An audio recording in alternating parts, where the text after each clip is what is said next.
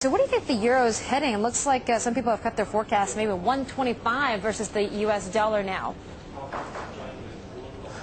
Well, look, you certainly can't rule that out at all. Nearer term, our main target is 130.35 on the euro, and you could certainly see probes lower, particularly say to the low 130s, so long as there's something more positive out of the US. So at the moment, the US is benefiting, in large part, I think, because there's so much pessimism on the euro, and the Fed is unlikely to undertake QE3 anytime soon.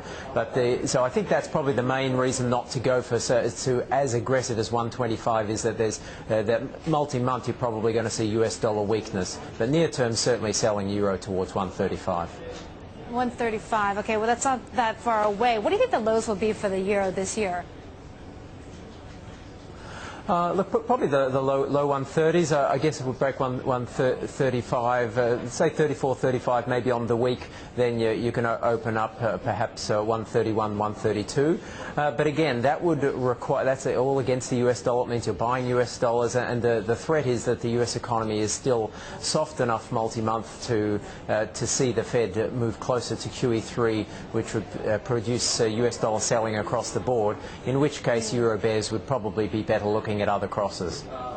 Okay, so we had this Euro finance ministers meeting taking place over the weekend, and don't forget the reassurance coming from the German Chancellor and also the French President last week, saying that they don't expect Greece to leave the Eurozone anytime soon. But in your words, in your view, the stark reality is that Greece is never going to be able to pay up its debts. No, that's right. It's really we're getting closer to the end game, and the volatility and euro selling over the past couple of weeks has been, I think, over fear that end game is sooner rather than later.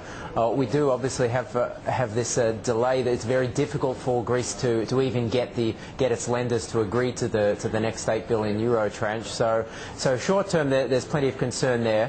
I think ultimately they certainly won't pay anything near what they owe to their creditors, but it'll be probably more, maybe whether it's a story for this year, it might even be next year. Perhaps it's the December, ahead of the December round, the December tranche. It's hard to say. I don't think it's imminent that we'll get a formal restructuring or default from Greece, but certainly long run I just can't see how they could possibly pay back what they owe.